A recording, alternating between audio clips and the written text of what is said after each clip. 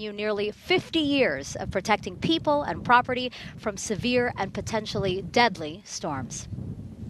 Welcome and thank you for joining us here at Kennedy Space Center in Florida. I'm NASA's Megan Cruz. The rocket's right there on the pad behind me, and this is Kevin Fryer. He's with NOAA, the National Oceanic and Atmospheric Administration. Great to have you here, Kevin. Great to be here, and thank you for having me. It's kind of cold, though. A little windy. A little windy, absolutely. I think that's going to be the biggest concern for the launch today, but so far we are 80% go, so I hope that we can see this thing launch today. Yep, that's great news.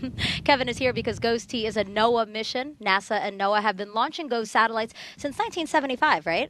Yeah, it's an amazing relationship that we've been able to have with NASA. Over the past 50 years, the one thing that we can say is that we've actually saved lives as a result of that. We've also obviously moved the science forward with advanced satellites, but for the most part, what we like to hang our hat on is that we've saved lives. Yeah, GOES-T is the third in a series called GOES-R. You know, you're the chief of staff of that program. Can you tell us a little bit about that series? Sure. Within the program, we like to say that not only can we provide you with a big picture, but we can also read the fine print. Again, being one of the most sophisticated satellites in the geostationary orbit, our capabilities are basically to provide you with a constant view of the Earth. In our case, we're able to look at half of the globe, and in doing so, we're also able to inform you on the environmental changes over time. So GOES-T is going to be looking at what happens here on Earth in terms of terrestrial weather, but also space weather? Right. That's another reason why we're incredibly excited about this package that we'll be able to launch today. Not only are we improving what we can see on Earth, but also what affects us from space. And space weather does really affect us. I learned that while I was researching this mission, so I'm interested to hear more about that, and we will learn more about it later in this broadcast. Plus, how you benefit from GOES data every single day. Also, if you have a flight to catch, GOES satellites play a crucial role in deciding if it's safe to fly.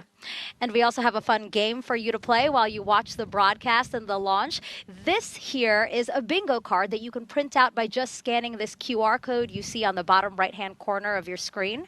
We also have the website there if that's easier. That's scijinx.gov/GOES-T-launch. NOAA has a list of words that we've incorporated into this show, so be sure to listen for those words and see which family member or friend wins. But first, let's meet the talented team of people helping to cover today's launch. We have meteorologist Arlena Moses monitoring the launch weather. NASA's Leah Martin will introduce us to key players in the GOES-T mission. And we also have our NASA launch commentators, Daryl Nail and Mick Woltman, inside with the launch team there. You know, Mick is an engineer with NASA's Launch Services Program, which is managing today's launch. So, guys, the 2-hour launch window opens at 4:38 p.m. Eastern Time. How are we looking? We're looking great so far, Megan, and thank you. Welcome into the Atlas Spaceflight Operations Center here at the Cape Canaveral Space Force Station. Mick Woltman, as you mentioned, LSP engineer extraordinaire and Appreciate rocket that, guru. Appreciate that, Daryl. So far, it's good to have you back into the broadcast booth for another launch, and so far, so good. So far, so good. We just entered the T-4 and holding. This is a 30-minute built-in hold where the team is going to, look at the vehicle and finalize last-minute preparations as we head down to T0 this morning. So the team's done a great job, been on console for several hours, and has gotten this rocket ready to go. So looking forward to this. That shot from the ground there, looking up at the rocket, you can see the skies are blue. We've got some clearing throughout the day.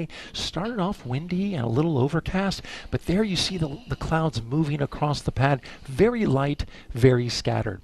Now we want to tell you where we are. We are in the nerve center of where launch is happening. We're going to turn around in our seats and wave at the camera. We're up here on this second level, but down below on the first level is the launch team. And you can see the 3 levels there, the 3 rows. This is where all the action is happening. Yeah, this is the United Launch Alliance team. This is their launch control center. And Daryl, as you said, this back row that's closest to us, this is where the launch conductor, Dylan Rice, is sitting, along with his assistant launch manager, the anomaly chief, Dave McFarland, and our red line monitors, who are monitoring all the telemetry and everything on the vehicle and on the ground. In the middle row, you have the team that is working both the first stage booster and the second stage Centaur propulsion teams there. And in the front row, you have flight control and electrical systems that are monitoring the guidance, nav, avionics, and all the electrical systems on the rocket. So as you can see, a lot of team members from United Launch Alliance to work this Atlas V. And they've been quite busy for the past few hours, making sure that the fueling operation has gone smoothly. And they were also on console yesterday, Mick, when we rolled this rocket from the vertical integration facility to the pad. We got a little video there, and you can see there it is, the Atlas V coming out, all 200 feet tall rocket coming out of the vertical integration facility and rolling about a third of a mile out to the launch pad. Mick, you were out there. Pretty smooth operation. Yeah, it was. The team did a great job making that trip about 1,800 feet to the pad, traveling about a half a mile an hour on the mobile launch platform and everything there. And team did great getting that out there and ready for RP-1 tanking and then launch today. You look at the rocket there, and it carries a special dedication today. Mick, it holds the name of a former ULA employee by the name of Mark Tim. Mark started his long aerospace career with the Boeing team in 1987, but after a decade in Denver, Colorado, he transferred to ULA's facility in Decatur, Alabama. That's where Mark Tim supported ULA's fleet of rockets, including the Delta II, Delta IV, Atlas V, and Vulcan. There you see him in the middle, surrounded by NASA astronauts. Mark Tim passed away in 2020, and he is missed by all of those who had the pleasure of working with him during his 30-year career in aerospace. And Mick, you knew him. Yeah, I got to know Mark when he was in the Decatur facility, and I'll tell you, he was an extraordinary person. The team will miss him, and our heart goes out to the family and everyone that worked with Mark. He was a great guy. And just wrapping up, we are on time and on schedule for a 4:38 p.m. Eastern Time launch of this Atlas V rocket. A beautiful shot from a drone there. We are ready to roll. We'll have the LSP NASA Launch Manager poll here in just a few minutes, but for now, back to Megan. Thank you both. And now for a check on the weather, here's Launch Weather Officer Arlena Moses from Cape Canaveral Space Force Station's 45th Weather Squadron. Arlena, this launch weather you're about to report out, forecasted with data from GOES satellites, right? Yes, that's correct, Megan. In fact, right behind me is a great example of the type of imagery that we get from the GOES satellites. In this case, because we're here in Florida, this is from the GOES-East satellite, giving us a great view of what's going on across the Cape and East Central Florida this afternoon. Now, as mentioned earlier, we did have quite a bit of overcast clouds and some low clouds out there earlier today, but as our satellite imagery is showing, we've scattered out pretty nicely with only a few clouds as a concern as we go to the remainder of the launch countdown. The trade-off, however, for those clearer skies and partly sunny conditions is that we do have pretty breezy conditions out there. I'm sure anybody who's outside across the Cape this afternoon is experiencing. And those are going to be our primary concerns as we go forth into the count for the remainder into the launch. Now, if we take a look at the forecast here, we're going to be looking at those pretty gusty northerly winds from about 26 to 32 mile per hour range. Temperatures about on point for this time of year here in Central Florida, where temperatures are going to be in the upper 60s to around 70, which will feel a little bit cool if you're outside with that, but for launch concerns, not a big deal. As I mentioned earlier, liftoff winds are going to be our primary concern, with a smaller concern for some of those passing cumulus clouds. But overall, we have an 80% go for weather, and things are looking good. And so hopefully good launch. Keep our fingers crossed. Back to you guys, Megan and Kevin. All right, you said fingers crossed. We're doing it. Hey, Yeah. where are your fingers? Okay. Arlena, thank you again. Quick check on the clock. We are now at L minus about 28 minutes to go before we launch GOES-T. Now, GOES stands for Geostationary Operational Environmental Satellites. Geostationary refers to where and how the satellite will orbit the Earth. So this might be a little difficult to understand unless you see it, right? So this is why we brought some props here today. Kevin, let's start off by just talking about how you determine a satellite's orbit. So it's really determined by its overall role, right? What is the job of that particular satellite? So in the case of polar orbiters, they typically will rotate along the poles, and their job is basically to image the entire planet as the planet rotates underneath it. So there is a time frame for which they can provide you a global image. And so again, in a low Earth orbit, that is why you'll see those particular satellites used. But a geostationary orbit, it has to be in a fixed place. So in the sky at all times, right? Correct. And actually, to achieve that, you have to be 22,000 miles above the planet. And as a result, so it can actually spin with the Earth as it continues to rotate. So relative to your position on Earth, you will always see this particular satellite in its place. So that's why we say it will keep continuous watch over the Western Hemisphere with a second GOES satellite, right? Absolutely. So between the two of them, they'll be able to cover this portion of the hemisphere we're talking about, from Western Africa all the way to New Zealand. All right, and GOES-T will reach that geostationary orbit on March 12th. And now let's take a closer look at the satellite. GOES-T is the size of a small school bus and weighs over 6,000 pounds. It has a 5-panel solar array, which you see there. It's the one that's kind of swinging out. They'll produce more than 5,000 watts of energy, which is the same amount needed to power your home's central AC system. GOES-T has 6 advanced instruments that can analyze weather hazards and environmental conditions. The plan is for GOES-T to replace one of 2 GOES satellites already in orbit that together protect more than 1 billion people in the Western Hemisphere. 3, 2, 1. NOAA is about to launch a new satellite into orbit above the Earth.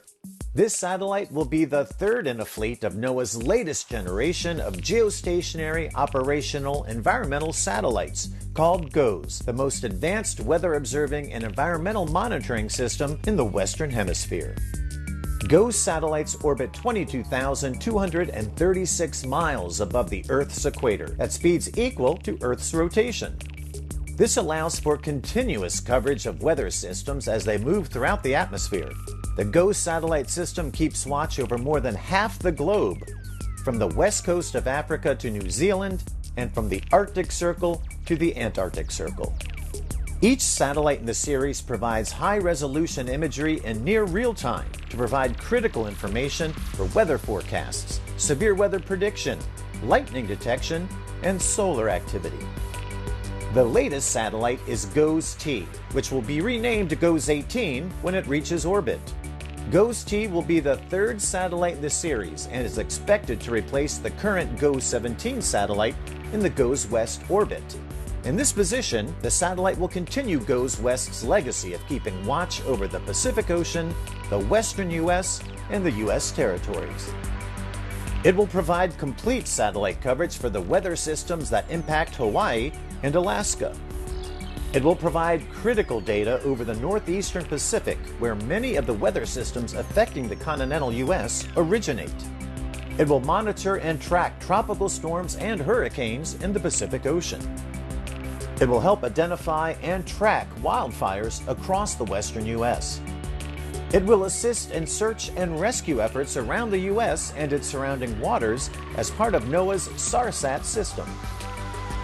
And it will help monitor and track weather phenomena that impact the western U.S., like dust storms, monsoons, marine fog, atmospheric rivers, and more. The GOES series of satellites supports NOAA's mission to provide secure and timely access to global environmental data and information from satellites and other sources to promote and protect the nation's security, environment, economy, and quality of life.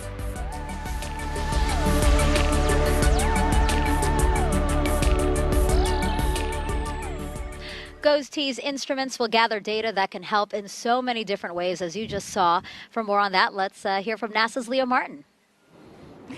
Thanks, Megan. I'm here with Pam Sullivan, NOAA GOES-R Program Manager. Pam, thanks for joining us today to give us some insight onto this mission. Oh, it's great to be here. Thanks for having me. So we've heard that there are 6 advanced instruments on board GOES-T. Can you tell us a little bit about them? Sure. Let me tell you about our most revolutionary instrument, the Geostationary Lightning Mapper. It's actually the first time we've had this capability on orbit, and this instrument is watching the Earth, taking pictures 500 times a second to look at lightning.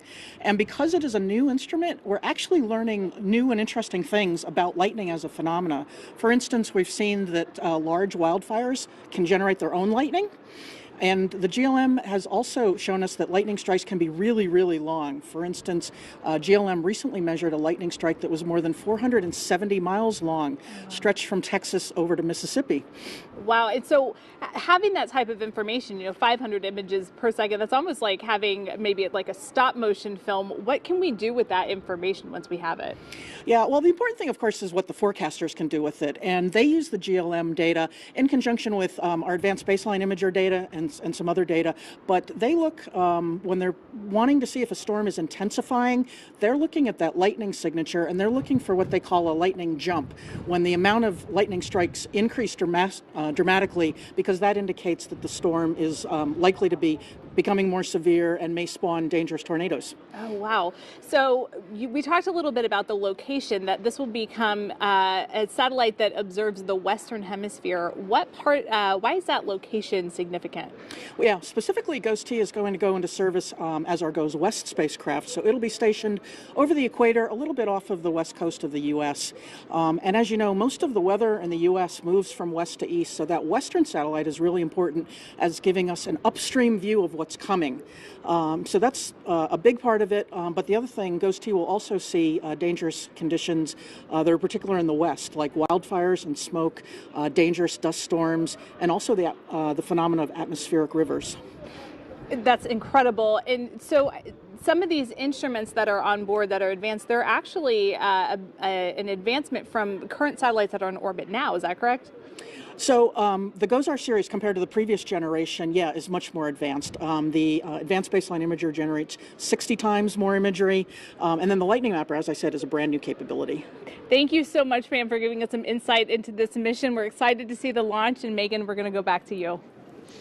Perfect. Thank you so much, guys. You know, one agency actually uses GOES satellite data more than anyone else, and that's the National Weather Service. So joining us now is Chrissy Hurley, who's a meteorologist there for the Nashville area. Hey. Hello. Good to have you. Thank you for having me. So excited. Yeah, and I know that your job is a warning coordination meteorologist. That means that you need to coordinate with people, public safety officials, if there's severe weather headed that way, right? Yes, that's my main job is outreach with the public, TV meteorologists, and emergency managers and safety personnel. We just heard Pam say that GOES satellite data, or GOES satellites look for things like atmospheric rivers. Can you talk to me about what that is? Yeah, an atmospheric river is very similar to a river on land. It's taking moisture from a tropical region and transporting it in the sky to cooler, drier regions over land. And so this can be a sign for heavier precipitation or snowfall or rain, which could lead to flash flooding. Mm-hmm. So it's a flooding event. There are many different kinds of flooding event, right? Right, yes.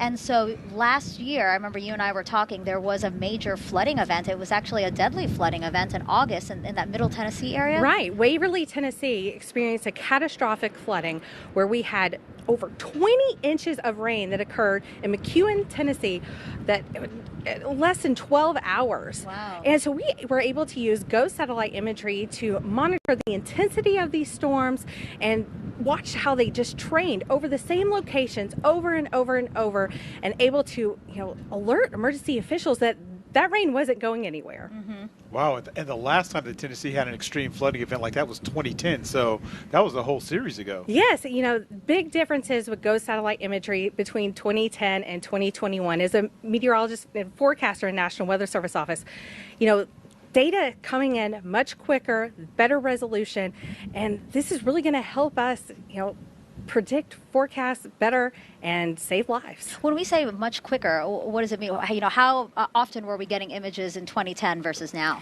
In 2010, we were getting images every 15, 30 minutes. If you think your internet's slow now, it's like hitting the refresh button, right?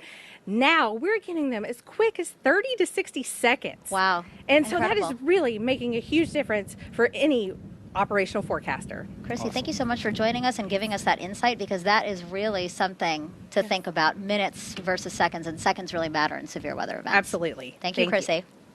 Now, GOES-T also has the latest technology in detecting and tracking wildfires. A few years ago, one wildfire tore through California at an estimated rate of 100 football fields a minute.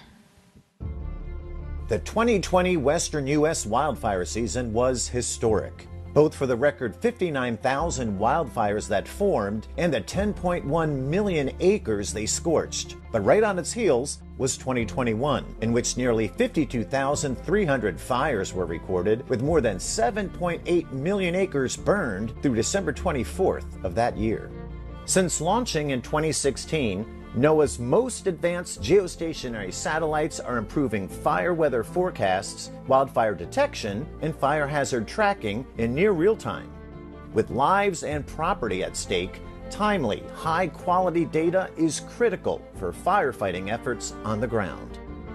NOAA's GOES-17, operating in the GOES-West orbit, has shown its mettle, detecting and monitoring wildfires and the hazardous smoke they emit. There's two instruments on the GOES series of satellites which are helpful for wildfire detection and monitoring. The first is the Advanced Baseline Imager, or the ABI.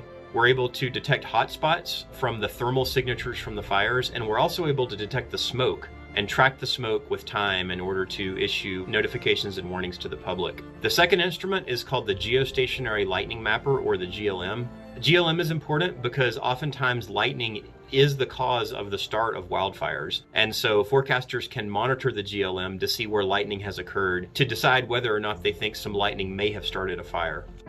But a new satellite called GOES-T is poised to replace GOES-17 in the GOES-West position. Once it reaches orbit, GOES-T will be renamed GOES-18, and it will provide the same sophisticated technology to track wildfires in the western U.S., as well as detect lightning that can ignite a wildfire in parched vegetation. This current capability of GOES is the fact that we can do rapid scans, higher resolution with higher sensitivity, and include things for the first time like Lightning Mapper and the ABI instruments. I don't think we could imagine not having GOES capability. We absolutely need it. The National Interagency Fire Center is the nation's support center for wildland firefighting.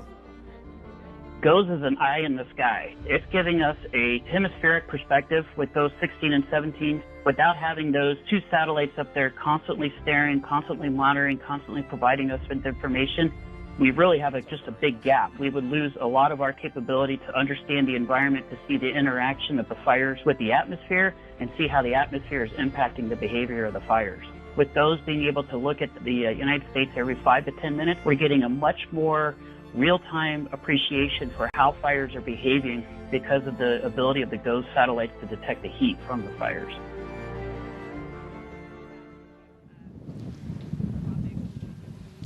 Kevin, we were talking earlier and you told me that oftentimes GOES satellites, even at 22,000 miles above the Earth's surface, they can sometimes detect fires before people on the ground even know that they're there. Absolutely. That's so impressive. It's an amazing capability, absolutely. And we heard from our National Weather Service rep, I mean, right there, that's a great example of how it happens. National Weather Service meteorologists are able to view an area that's not populated, but they can see a heat signature and actually detect that fire. And we found out to the tune of 80% of the time, they're the first ones to actually call and let fire responders know that there's a fire that has just started or is ongoing. So we know GOES satellites can help National Weather Service, fire officials, as we've said, but I didn't know this, that we use GOES satellite data every day. Every single day. Anytime you open up your phone and you want to see the forecast and you're opening up an app, a weather app, that's exactly what you're doing. You're actually using GOES information. That GOES data is going directly into the models that inform you on what the conditions are going to be. Fascinating. I can't. I had no idea. Here I am just looking at you never think about where it came from. So thank you so much for telling us about that.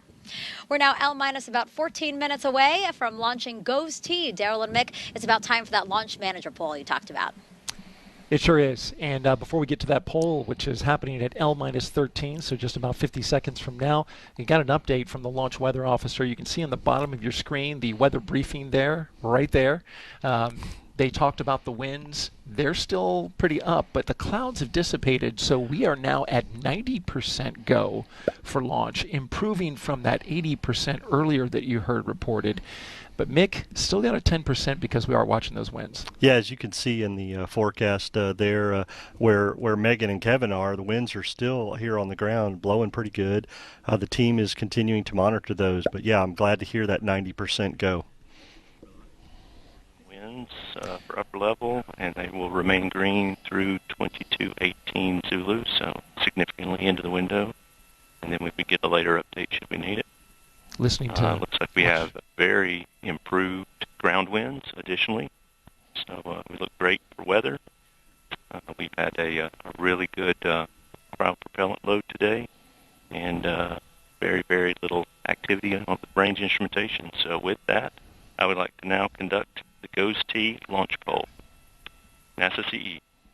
NASA CE is go. Copy NASA CE, SMA.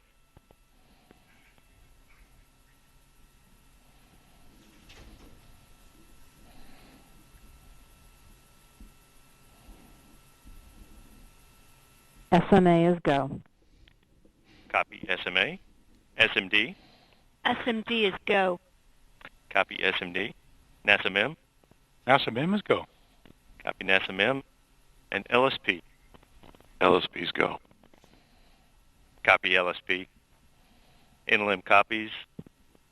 The NASA launch team is ready for the launch of GOES-T spacecraft.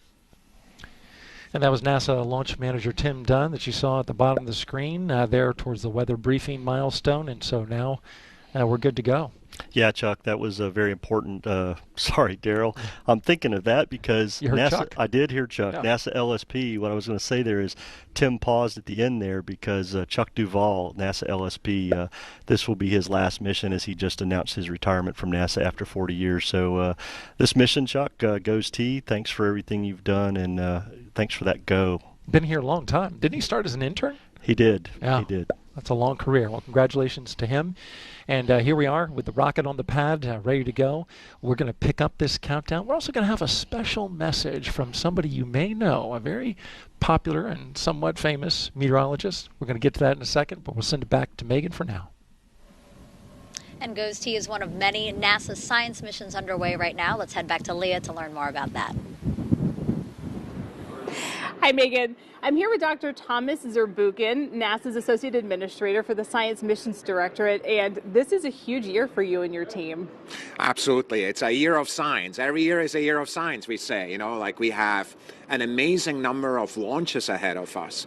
In fact, Tropics, which is 3 launches. We have Maya, we have Emmet, we have JPSS. And you see the theme, it's all Earth science-related launches, some of them in partnership. We also have Psyche, yes, and then the first light of the James Webb Space Telescope, as well as many other, highlights this year alone. Yes, and so many of the missions that you just mentioned are actually tied in to both weather and the environment. Why is that important for NASA and the work that we're doing? From the beginning, NASA was about exploring the universe, but also exploring and understanding our own Earth and providing service for that. And the launch today, as well as many of the launches in the future, are precisely about that, understanding our changing planet, the system of systems. Everybody we love is right here. Our entire history is right here on that planet. So we want to understand and help protect it as we go forward. And so the information that we get from these launches, how will we use that? So the information we get from these launches, we use to get a better understanding in many areas. Of course, understanding, for example, Emmet, about the aerosols that are in the air. Where do they come from? We know they relate to precipitation in many areas. Like, how do they get transported globally? Maya, my daughter has asthma. It's about pollutants, learning from space, how to predict those and provide information for my daughter and the many others that suffer from asthma and so forth. That's precisely, each of them has an application like that, set of understandings that we want to bring to the table. Complex science has a very simple application here on life on Earth, for life on Earth. So we also heard that the information that we're going to be capturing from these satellites is going to be available to the public as well. Absolutely. Everything we do here in Earth science and all over the science portfolio is information that is made public. We want scientists of all training levels, learners of all ages, to be able to look at this. But we also believe it's really important to trust the science. You should be able to look it up yourself and understand it. We think that's a really important part, and we've led that. We're actually moving from open data to open science. So we actually even make in the future the codes available that provide the actual predictions and the information that is there. It's incredible using this information in conjunction with other information to give us the best picture possible. Dr. Zurbuchen, thank you so much for joining us today. We're looking forward to this launch. I'm sure that you are as well, and we really appreciate you being here. Thanks so much, Leah. Absolutely. Megan, we'll send it back to you. Thank you both. And now taking us the rest of the way of the launch countdown is Daryl and Mick. Guys, take it away. All right, thank you, Megan. L-7 minutes and 50 seconds until liftoff. Welcome back inside the Atlas Spaceflight Operations Center, the launch team right behind us, working this launch. And so far, things have looked really good and sounded good over the nets. Yeah, everything sounded great. The team is continuing to finalize their work as we get ready to pick up the count at T-4 and sync up the L clock and the T clock. We're coming up on that launch conductor pole at L-7 minutes with Dylan Rice. So I'm looking forward to hearing all goes from the team to get GOES-T on its way. You can look at the bottom of our screen. You can see the milestones as we count down to liftoff. We are coming up on polling, which is at L-7 minutes. In just a few seconds, we're going to pull up the poll on the right side of the screen and count it down. L-7 minutes. Status check to proceed with terminal count. Atlas Systems. Propulsion. Go. Hydraulics. Go. Pneumatics. Go. LO2. Go. Water. Go. Centaur Systems. Propulsion. Go. Pneumatics. Go. LO2. Go. LH2. Go. ASGAS. Go. Electrical Systems. Airborne. Go. Ground. Go. Facility. Go. RFFTS. Go. Flight Control. Go. TCQ. Go. Operation Support. Go. COM. Go. Umbilicals. Go. ECS. Go. Redline Monitor. Go. Quality. Go. Ops Safety Manager. Go. ULA Safety Officer. Go. Vehicle System Engineer. Go. Anomaly Chief. Go. Range Coordinator. Clear to proceed. Launch Director. You have permission to launch. Proceeding with account. ALC. Verify T0 is set for 2138 Zulu. Verified. ULA launch conductor Dylan Rice getting green across the board. Yeah, that was great to see Dylan choreograph that poll, the culmination of several hours of work by this launch team, and then hearing Launch Director Tom Heater from United Launch Alliance giving that ready to proceed for launch today. So very excited and happy here to hear that as we get ready to pick up the count. As we look outside at the rocket, we can see those blue skies. The clouds are moving a little bit, very, very slight amount of clouds. You don't see it here, but we're looking at blue skies. You can see some of them there. They're moving. That's representative of those winds. But as we know here in Florida, it's such a beautiful time of year in March. But Mick, 3 months from now, it'll be the start of hurricane season, which is a concern for Florida and everyone along the Atlantic seaboard and in the Gulf states. Yeah, and I'll be very happy to have GOES-T up there in the west. As Kevin was saying, you know, all weather moving west to east, so getting GOES-T into proper position to follow those weather activities will be a great asset for everybody from a personnel safety standpoint. And the public really relies on the public broadcasters who come out and give us that information about what's going on. And we have one of the more popular meteorologists that you may have heard of sent us a pre-launch message. Take a look at it now. Hello, everyone. I'm meteorologist Jim Cantori from the Weather Channel Television Network, and I am so excited for the GOES-T launch. Meteorologists and weather anchors like me across the country depend on GOES data to bring you your daily weather forecast, but also to keep you and first responders safe during severe weather events. Accurate and timely forecasts are crucial, and that's not possible without satellites like this one. Godspeed, GOES-T. 3, 2, 1, mark.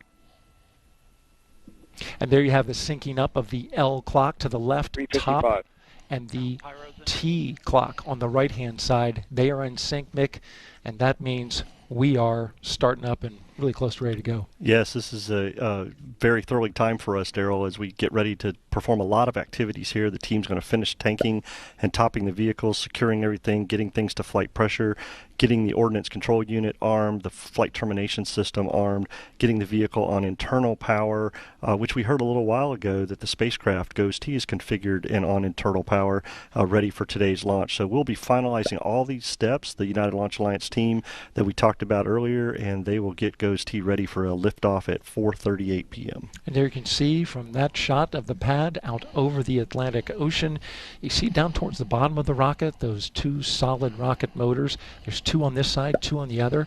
This is an Atlas 541 configuration, which we know is going to provide a lot of performance with those new GEM 63s. Yeah, Daryl, the 541, as Tori Bruno, CEO of ULA, likes to refer to it as the Dominator. Those four solids will provide a lot of thrust as we get GOES-T off this morning. Using those new GEM 63s from Northrop Grumman will provide a little extra performance and get GOES-T on her way. You can hear the team really picking up the chatter here as we get down to the final minutes for the launch of GOES-T on board an Atlas V rocket from right here at the Cape Canaveral Space Force Station. Yeah, Daryl, we heard the team, they secured the Atlas tanks to flight pressures, secured that topping. So we see that the liquid oxygen on board that first stage is secure and ready to go. We should be hearing them at about 1:50 securing the Centaur tanks and getting that tank up to flight pressures, getting ready for launch. Spacecraft is on internal, getting ready to listen for vehicle. 155. Launch sequencer start. 150. Securing Centaur LH2. Securing Centaur LO2. So there we hear Daryl, vehicles on internal. The auto sequencer has taken over and started the count. And Launch Centaur enabled. LH2 and LOX sequences are done. Launch has been enabled by the launch conductor. FCS armed. The flight termination system has been armed. And the team is continuing to finalize all preps as the vehicle is getting ready for liftoff. 120. FCS count started. 115. Reduce ECS for launch. Roger. 110. Vent valves locked. And there we hear the vent valves locked, securing everything to secure that boil off. We should now be coming up on the last call for the range. 1 minute. Rock, report range status. Range green. And there we have a green range, Daryl, so everything looks good this morning. Last but not least, we will bring everything to flight pressures and then hear that last status check from Dylan Rice. And that'll be an exciting moment indeed as we look across the river there to a shot of the rocket. Just a few seconds left. Stable at step 3. And there we verified that all pressures are good, and we are stable at step 3, ready for liftoff this morning. 28. Verify ECS reduced for launch. Verified. 25. Status check. Go Atlas. Go Centaur. Go GOES-T. And here we go.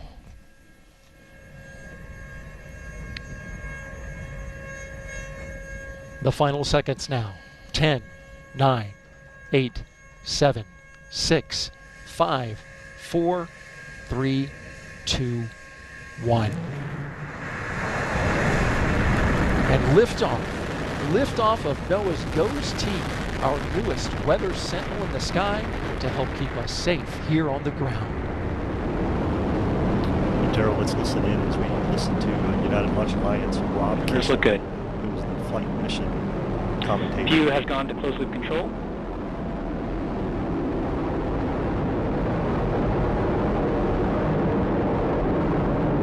The RD-180 is now throttling down as expected. Engine response looks good. We are now 33 seconds into flight. Atlas is 3 miles in altitude, 0.9 miles downrange distance. Max Q, 48 seconds. We have passed through Mach 1. Vehicle is now passing through max Q, maximum dynamic pressure. They throttle back those RD-180s. Now 55 seconds into flight. Atlas is 7 miles in altitude, 4 miles downrange distance, traveling at 1,900 miles per hour.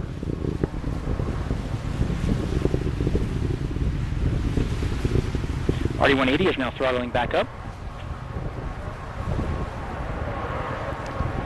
They backed off the throttle to reduce Now the at stress 75 of the seconds rocket. into flight.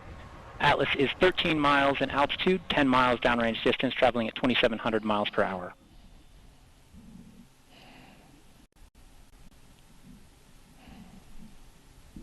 Now at 90 seconds into flight, ULA's Atlas V rocket weighs now just 1/2 of what it did at launch, burning propellant at a rate of more than 2,600 pounds per second. In 10 seconds, those solid rocket motors on the side will cut off. Beautiful shot from space. SRBs have burned out as expected, and we see a good SRB jettison. Clear shot of those Vehicle is now SRBs. executing closed-loop steering.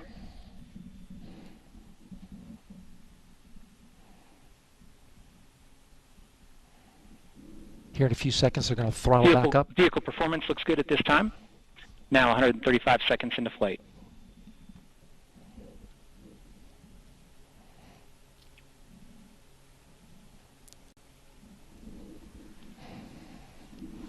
The RD-180 has throttled down slightly.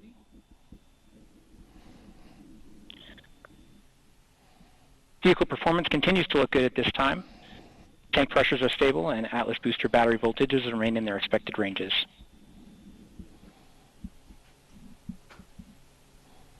Now the upper stage is preparing for its use. Centaur reaction control system is now pressurizing to flight levels.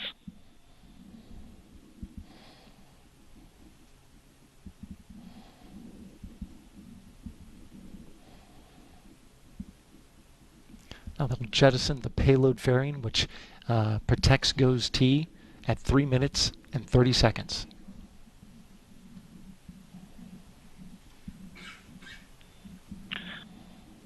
We have just over 1 minute until BECO.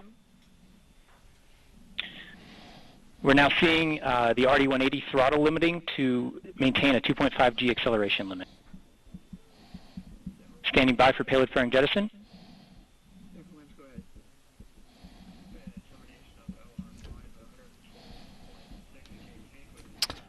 And we've seen a successful payload fairing jettison. Good shot of those fairings. RD-180 is throttled back up now.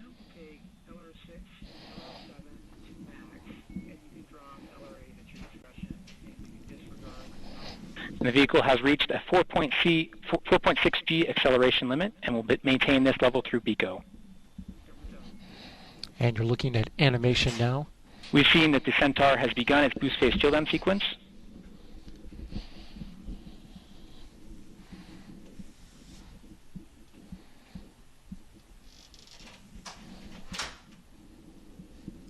Booster about to cut off. And BECO, booster engine cutoff. Standing by for stage separation and a successful stage separation event. We've seen pre-start on the RL-10.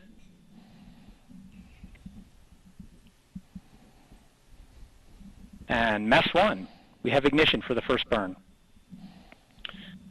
This first burn of ULA's Centaur upper stage will place the GOES-T spacecraft into a parking orbit around the Earth. This burn will last just over 7 minutes. What a shot there, huh, Mick? Yeah, that was great, Daryl, to see all that and listen to Rob Kesselman call that flight. The first stage performed very well this afternoon, and everything's looking good. Those GEMS Activity on the reaction control system as it begins its periodic firings to maintain thermal control conditioning.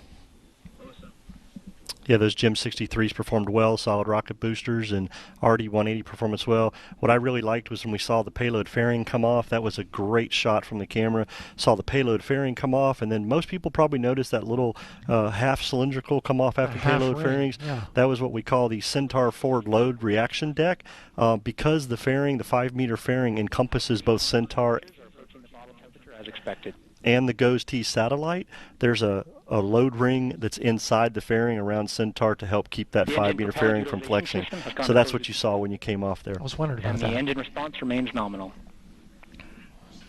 I just so received word from the trajectory and performance group that booster performance was as expected for the booster phase of flight. All right, we're going to keep an eye on this burn and listen in. But in the meantime, we'll send it back to Megan out at the host desk. If you're just joining us, welcome live to Kennedy Space Center in Florida, where we just saw GOES-T launch from just behind us at Cape Canaveral Space Force Station. And guess what, everyone? I just found out that this was Kevin's first launch. It was. How was it? It was super exciting. Almost a proud moment as an American, 20-year Air Force vet, and to be able to see this was awesome. Absolutely awesome. Yeah, I'm so glad to be here. It was very fun to watch you react. Like you were like you were like a kid. Like, oh, I have to see this. Oh, wow. It was great. Absolutely. It was great. So what's next for this mission? Well, the wonderful thing about this, now that we've had a successful launch, we have about 12 days before it actually reaches geostationary orbit. So at that point, that's when we'll start our checkout phase. We'll be looking for the data to come down from the spacecraft to make sure everything checks out, that the images are correct, all that kind of stuff has to work its way through. And GOES is NOAA's latest weather satellite, as we've said. We've been launching GOES satellites together for nearly 50 years. I mean, there's been so many advancements made in between those times. There have. And, I like to remind people that, this particular satellite in the series is really an evolutionary step, much like cell phones. Or when we talk about, hey, do you remember when we used to use landlines and rotary phones? Well, think about the leap we've taken from then to the cell phones and the capabilities that we have, much like that with our satellites. Yeah, I know. I feel safer knowing that GOES satellites are up there. And now I'd like to bring in NASA's Leah Martin, who got to watch the launch with our agency's Deputy Administrator. Leah. Hi, Megan. Like you said, I am here with Pam Milroy, NASA's Deputy Administrator. And what did you think of that launch? So exciting. It was exciting, and it was, I don't know, I always just feel this electricity when a launch goes up. You're like, wow, people can do this. This is just the power and the majesty of it as you see it lifting into the heavens. It's always exciting. And, you know, hours and hours and months of work that go into it. Absolutely. So, you know, NASA's vision is to expand knowledge for the benefit of people here on Earth. That's the heart behind everything that we do. How does this mission fit into that? This mission is a great example of our mission in a lot of different ways. I think one of the most powerful things that we do at NASA is we partner with others to maximize the benefit of the things that we do. So this mission to launch the GOES-T satellite will enable us to have cutting-edge capabilities that are looking down on the Western Hemisphere, the western part of the United States, to ensure that the data that goes into the NOAA models around weather are optimized, they're up to date, they will affect people's lives, whether it's farmers or protecting from wildfires. But what's interesting is we're also going to take that data because we have Earth scientists who are modeling our Earth as a system and climate far out into the future. This isn't an operational weather, which is what NOAA's mission is. They do it very well, but we take this data and we also use it for the benefit of science. So it's a really synergistic partnership. And you just mentioned climate change and monitoring the changes because that is a priority for NASA. It is. It's one of our top priorities.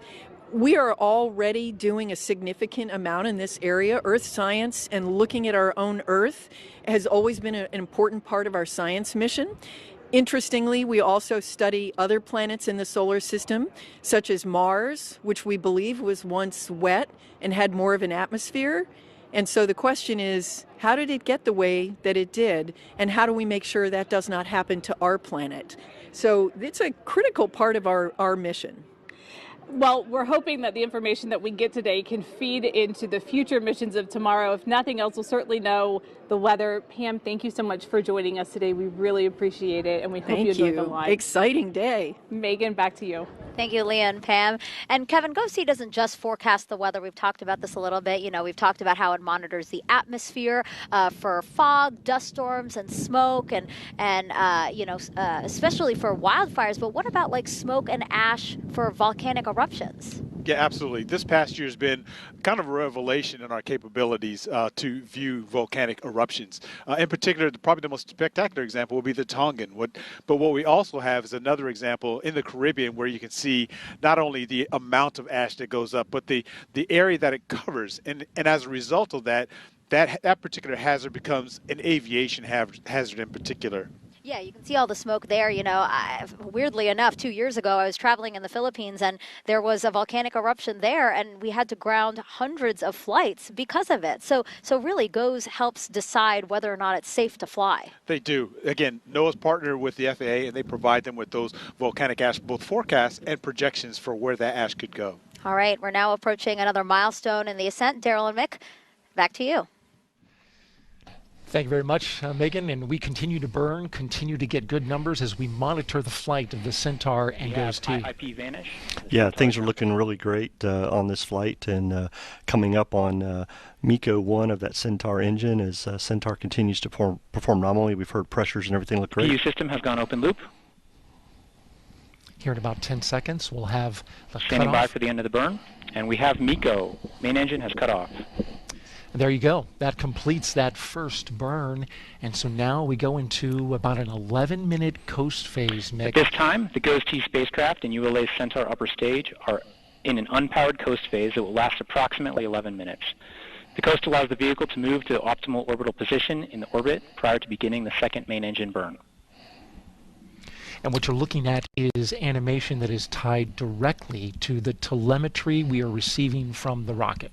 Yeah, the team is using all the vehicle telemetry to look at and The power reaction this. control system is operating at the 100% settling mode at this time. Power this animation that we're seeing, which is really good. And as we heard Rob Kesselman say a minute ago, this approximate 10-minute coast, we're in this park orbit around Earth right now as we coast around to get into the proper trajectory we want to be for that second burn, which will then send us on our way towards that geostationary spot we want to be. It'll be a longer burn, and then we've got, Daryl, that long 3-hour coast that we're going to wait around for. 3 hours, folks, between the points on the bottom of your milestone list, between MECO 2 and MES 3. That's 3 hours. It's short there on your screen, but it's a long one. As you're looking at the animation, we are in orbital darkness. The sun is blocked out, and so the animation is reflecting that at this time. So we can't see the Earth behind it. They give it that kind of accuracy in terms of its look. So the spacecraft is in total darkness, but when it comes out and those solar rays unfurl, it'll have some power. All right, we're going to send it back to Megan for now and while we coast, but we'll be back for that second burn. Thank you both. Now, GOES-T will warn us about weather here on Earth, but also space weather. But what is that, and how does it impact us here on the ground? Take a look. So the sun, looking here from the ground, seems very constant and quiet. But actually, when we look at it from space, we can see it's quite turbulent and active. Space weather is activity on the sun and in the near-Earth space that can affect our technological infrastructure and society.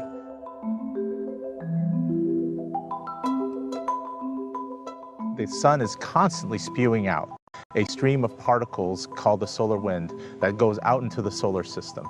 And it affects us here near Earth, where we're protected by a magnetic field. The interaction between the solar wind and the magnetic field can cause space weather. The Carrington event is the largest storm we've seen in recorded history when we're looking at space weather. But every solar cycle, which repeats about every 11 years, one estimate estimates that there's a 10% chance of getting a large storm like the Carrington event that could impact us here on Earth.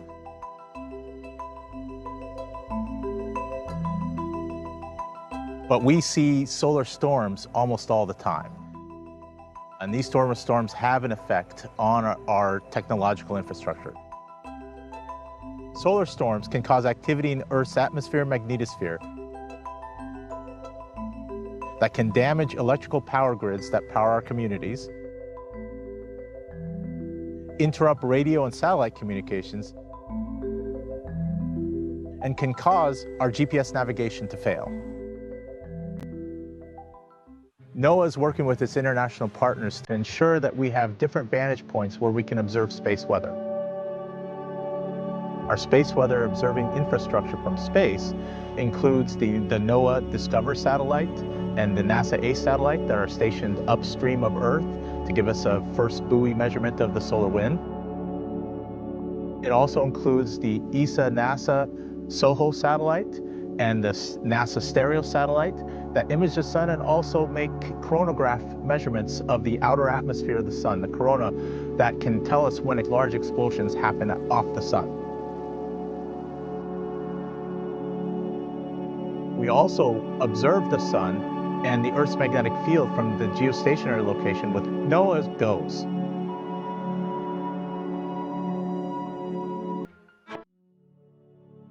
So the way we use the space weather information from satellites and from the ground is to be able to make forecasts and predictions, just like we do with hurricanes and terrestrial weather. We observe the sun and look for activity and see how it develops, and see if it's going to culminate into a large explosion that can affect us here on Earth.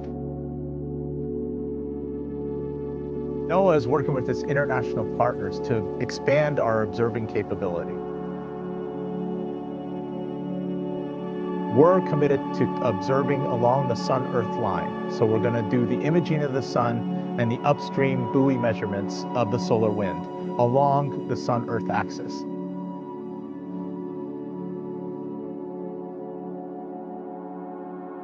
more we understand about the sun, the more we can prepare for it and become, just like we are a weather-ready nation, become a space weather-ready nation. And as we look forward to humans exploring out into the solar system and advancing our space commerce activities, space weather becomes more and more important.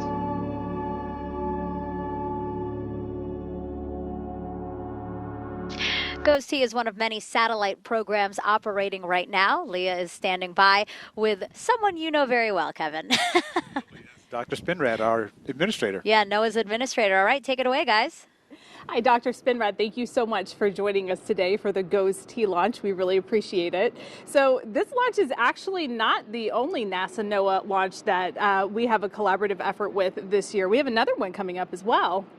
Yeah, that's right. Thanks for having me. And in fact, this next launch will be a polar orbiter, which is fundamentally different from what we launched here today. So this is, we call it a geostationary satellite. As the name implies, it's Earth synchronous. It actually follows around and looks at one spot on the Earth, if you will. And then the JPSS launch is we call it a sun synchronous. So it actually stays at a certain sun illumination and does orbits around the pole many times to give us a different look at the Earth as it's spinning on its axis. And you take the JPSS satellite data and the geostationary data together, and it's like taking pictures at multiple angles to get a much better idea of what's happening on the planet. So that's information that we can use independently, but we can also use them together just to get a better picture of what's happening. Absolutely. Think of it in terms of being able to forecast weather, say, 2 days ahead versus a week ahead. And if you've got multiple views of the planet, you can start getting a much better handle on when hurricanes are forming, where they're forming, how intense they are, or things like atmospheric rivers forming way out in the middle of the Pacific. When will it arrive in the Pacific Northwest? So having these multiple ways of looking at the Earth gives us a lot more and a lot better information for these critical forecasts to save lives, protect property, and basically protect our American public from these natural phenomena. Now, and the system that is currently on orbit is set, I believe, to go through the 2030s. What comes after this? So we've called this series the GOES-R, the Geostationary Operational Environmental Satellite R series. There are 4 of them. We've launched the 3 here today. And after this series, we're looking at what we call GeoExo, extended observation. So what does the next generation of geostationary satellites look like? What's the newest technology we can put on there? Are there different phenomena that we can look at in the Earth system, but also out at the sun, for example, to understand what's happening with solar storms that impact us here on Earth as well. So really it's science for today while we're facing forward to science for tomorrow. It absolutely is. You think about how many years it takes to build a satellite like the GOES series, and you want to make sure that you're putting the state-of-the-art science and technology in the satellite that may not launch for 5-10 years. So what do we think the scientific capabilities will be in 5 or 10 years? And let's start working in the laboratory now to build those new sensors and those new operating systems. It's incredible to think that, you know, in just another decade or more that we could be here talking about a completely different system. Thank you so much for joining us today. We really appreciate it. Megan? Really interesting to hear about everything that's happening that we can really all learn from. It's been about 21 minutes since launch. Dale or Mick, we're coming up on that second burn now. Yeah, we sure are. And thank you, Megan. Back inside the Atlas Spaceflight Operations Center, Mick Woltman here with us, LSP engineer. We're heading towards orbital sunrise. We've been in a coast phase right now, heading over Africa, West Africa, across the southern coast there. And we've got a burn coming up in just about a minute. Yeah, this second burn is very important as it'll get us out of this park orbit around Earth and get us on our way towards that geostationary orbit we want to head for GOES-T to allow them to do their science and protect us with all those instruments they've got for weather realization. You're looking at animation now tied to real-time telemetry, the Centaur on the left part and GOES-T on the right part, as it chases the sun. Mick, chasing orbital sunrise here in just a few seconds, and ULA kind of basically simulating that with a more lighted landscape. And there we hear pre-start on the RL-10 coming up from Rob Kesselman. Data showing that RL-10 is getting ready to ignite for this second burn. Locks pre-start on the Earl 10.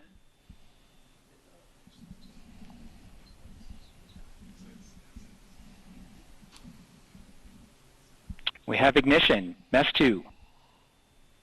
All right, main engine start number 2. We have advanced across the bottom of your screen where we have all the milestones listed. We're going to burn for about 6 minutes. As you mentioned, Mick, this is really hitting the gas PU and has getting gone to out closed loop deeper into control. space. Yeah, absolutely. This is going to be the burn where we get GOES-T headed out where it needs to be, and then we'll coast for that 3-hour Vehicle period body rates are stable to get during where this we initial need part of the to burn. go, and then get ready for separation. So still a lot to go from here, but this is a very important burn for the mission. Going deeper into space, approximately 22,000 miles away from the surface of the Earth. Mick, I want to take you back. Of course, we know that this satellite here can have ability to map lightning. It's got high technology on there that's very valuable. But also, when it was on the ground, 10 thrust chamber it could have pressure. been it could have been suspect, rather, I should say, susceptible. Sorry, susceptible to lightning when it was on the ground. But Launch Services Program developed some technology to help protect it. And I was fortunate to go out to the pad. This is something that you do a lot. Go out there to the launch pad. But I was invited to go out with one of LSP's young engineers to share and install this equipment that helps protect against delays. Let's check it out.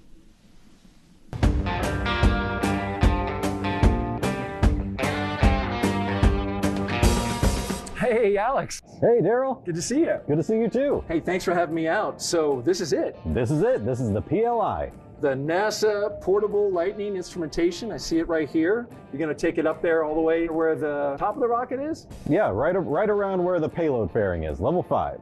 All right. That's where we're going. Well, you need a hand? Yeah, come help us.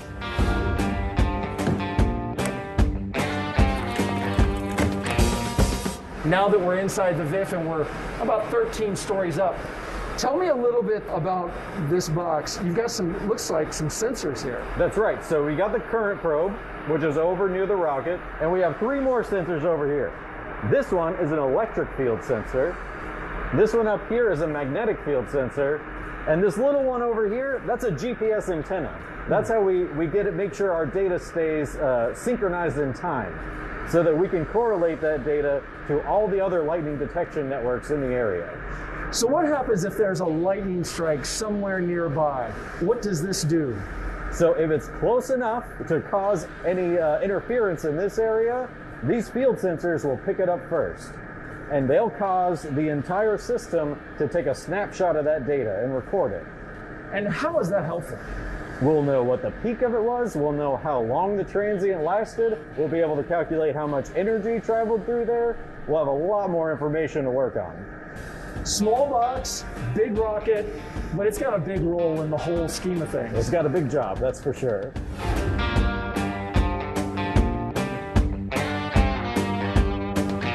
So we can see those lightning towers out there. That's and NOAA right. tells me that that protects the rocket when the lightning strikes. So why do we need the PLI? Yeah, so this system over here, we call that the lightning protection system. That's designed to protect it from a direct lightning strike. That means the lightning is attaching directly to the rocket. And we're concerned about, a lightning strike out there in the ocean, maybe, just a mile away.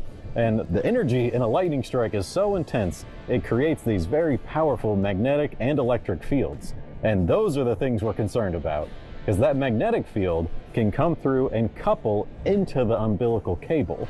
It's a huge loop. It makes a big old loop, and that's the current we're looking for with the PLI.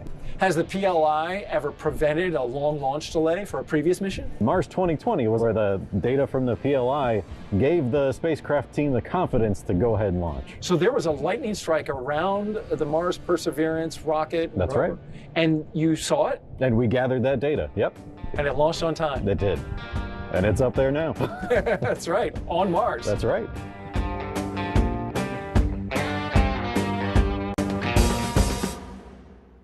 Well, that was a lot of fun to go out there, and Alex, of course, was great to have me out there at the pad. But this technology, I mean, really helpful when you have a lightning strike. It was connected up inside the VIF when GOES was inside. Yeah, Alex and the team have done a great job with that. They've been studying this for years, and they came up with this PLI. And working with our commercial partners, they've been able to install it, like you said, on the VIF for the Atlas V mission. And as Alex mentioned, we actually used it during March 2020 to help us verify some information, so we didn't have to go back and retest anything, and it actually saved the launch from delaying. So, the hardware is great for what we have involved in it. Especially important for a planetary window like Mars, where you only had so much time to launch to make it to the planet. But we are in the midst of a 6-minute burn. We're about to wrap that burn up in just a few seconds. You have gone to open loop control. You're looking at animation of the Centaur upper stage. You're also looking at GOES-T spacecraft as represented by animation. Just a few seconds left in this burn. And we have MECO 2, second stage main engine cutoff. And there you go. We have completed the second burn. Really RCS is now operating at 100% settling level. Really got away from the Earth, and now we're cruising pretty good speed away towards that stationary point where they want to get that geostationary orbit. Yeah, this is the moment we've been talking about a little bit, right? This is that 3-hour coast that we're going to have Centaur and GOES-T do their thing, head out towards that geostationary where they want to get to, so we can have that third burn of the Centaur. And what we'll see on that third burn, Darryl, is that after that 3-hour coast, Centaur will go through its process again of pre-chilling the engine, doing some things to get ready for that. Centaur is now entering an extended duration coast phase. This coast phase will last approximately 180 minutes, where we'll have a final third burn prior to spacecraft separation. Yeah, so we've now flipped the bottom of our progress bar to a countdown clock to show you and represent that 3 hours. When we return, we should be out of Africa and near the coast of Australia. So we're going to do some cruising. Yes, we are. This is, like I said, longest part of the mission, but very much needed to get GOES-T where she needs to be. All right. For now, that's going to wrap up our coverage for this initial part of the mission. We will be here throughout, listening to the loops, monitoring the launch team. Mick's not going anywhere either. Nope. He's going to lock it down, and of course, we'll give you all the updates as we go along, and then rejoin you finally after the 3 hours. But for now, we'll send it back to Megan and Kevin. Yeah, as I just mentioned, GOES-T will now coast for about 3 hours before spacecraft separation. We will stay on air for this coast phase to bring you those live animations you've been watching, as well as commentary from Darryl and Mick. You can expect those hits at the top of every hour at 6 and 7 p.m. Eastern Time.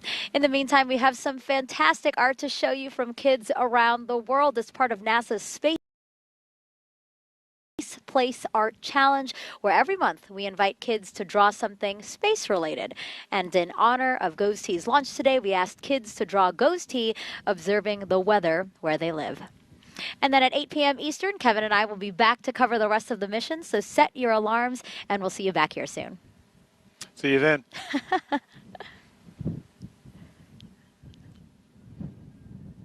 You forgot. I did. I'm not even going to lie.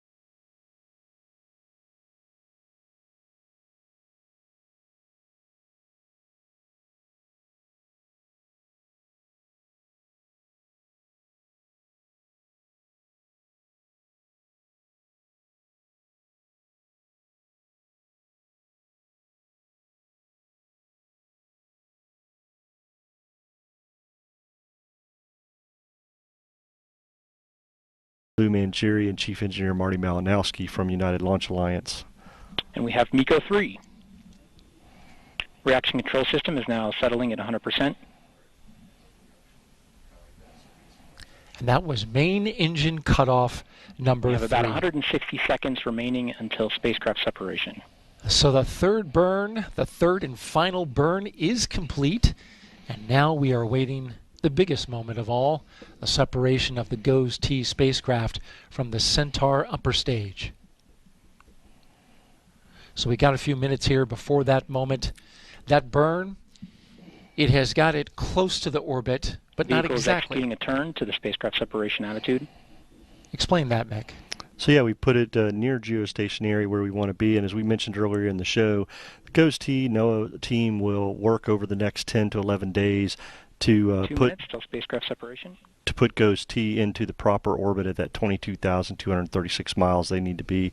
So we'll definitely be looking at the data, but so far it looks like Atlas and Centaur has performed magnificently today in putting GOES-T where it needs to be.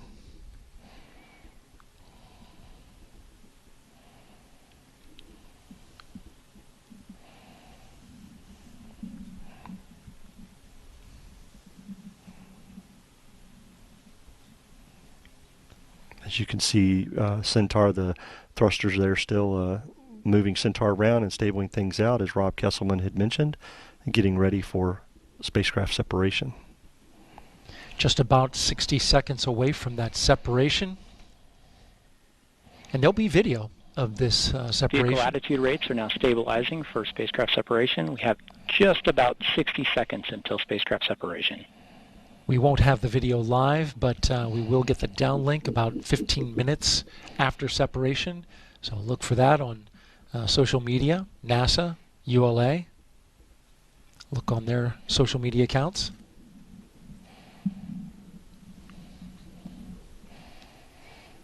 Again, on the right-hand side is the animation that is connected to real-time telemetry of the spacecraft in relation to where it is around 30 seconds till spacecraft sep. Attitude rates in all axes have stabilized at 0.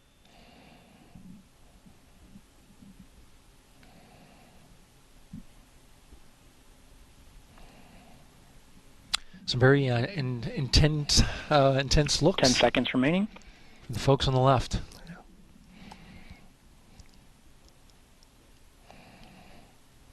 And we have indication of successful spacecraft separation of the GOES-T spacecraft. This is a great moment right there, Daryl, as we see the team celebrating that spacecraft separation. 3 hours we've been waiting for this, and successful deployment of the GOES-T satellite. Yeah, well, you got some hugs down there. Omar Baez and Chuck Duvall, longtime LSP manager, who's retiring in a few months. And the spacecraft team as well, up across the upper row. Handshakes and congratulations all the way around.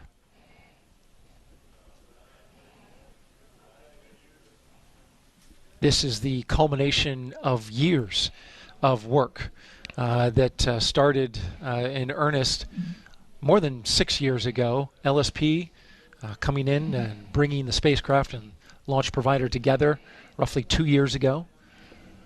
And now you see this is the completion of that and the mission. And this is what it's all about. This is what we do every day and live for this. This is a great moment to deliver spacecraft on orbit for our spacecraft customer. I know Candace Carlisle and the team are excited that GOES-T is on its way, and very happy to see that the Atlas Centaur performed very well today as usual. As you mentioned, Daryl, we will get spacecraft SEP video about 15 minutes after the separation that just occurred.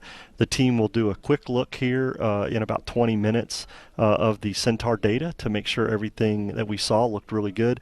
And as part of that quick look, hopefully we will get to see some of that spacecraft data. But for the folks watching us, as you said, look for that on the social media sites for United Launch Alliance, NASA LSP, NASA, and NOAA. Very good. And what's it like, for these folks who are celebrating right now? Oh, they're very, I mean, I hate to use the term again, but they're very excited. I mean, it's as you said, it was a tense moment coming up to that point, but now that we have separation and things are working well, the spacecraft team will be monitoring here because in a few more minutes they will get indication of solar array deployment, and they're excited to be on this way because this is the start of a journey for them, as we've been talking all night with Kevin and Megan. With the successful separation of the GOES-T spacecraft, the Centaur will now perform its standard propellant blowdown sequence in order to inert the vehicle and complete today's flight. This will complete today's commentary of the GOES-T launch. This is Atlas Flight Commentary signing off.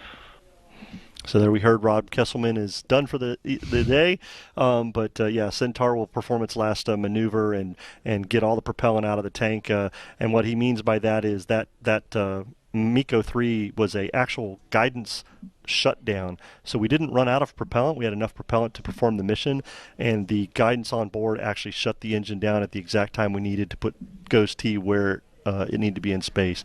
So everything so far on the data looks really good, but as I was saying, the Quick Look team will get together and they will look at that data, and then we will perform post-flight later in the next couple of days. But based on everything you and I've seen today, Atlas Centaur did very good job for GOES-T. Look good all the way around. Yep. And we appreciate you being here. Thank you, Mick.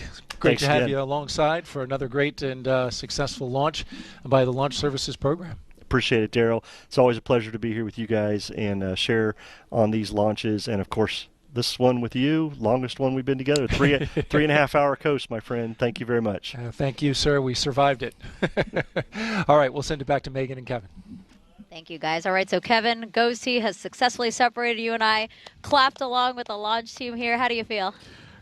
Mick hit it on the head. The whole team is happy. Pam Sullivan, Candace Carlisle, myself. I mean, the entire program's excited.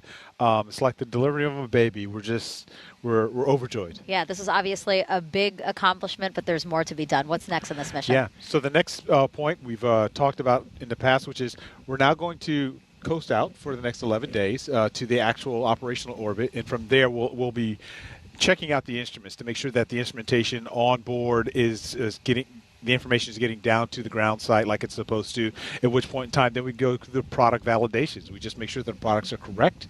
At that point, then it becomes operational, and unfortunately a little bit of time. It'll be 2023, early 2023, when we actually can go fully operational. But until then, we'll have some images to share. Right. And again, 6 advanced instruments on board. You know, we talked about how they're going to help us forecast our day-to-day weather, but also detect and monitor severe storms. But also, this is a great tool for climate change, tracking climate change. Absolutely. Just by the nature of the orbit. With a geosynchronous orbit, being able to constantly stare at one particular location the entire time, we're going to be able to see changes underneath, whether it's going to be associated with over land or over the ocean. We'll be able to see those changes over time and document that, and now with the highest fidelity possible. Mm-hmm. And we know that this is weather that's affecting the Earth, but also GOES-T can monitor space weather. Can you explain what space weather is? Because it's really something that we should actually be very cognizant of. It does affect us here. Absolutely, it really does. We've become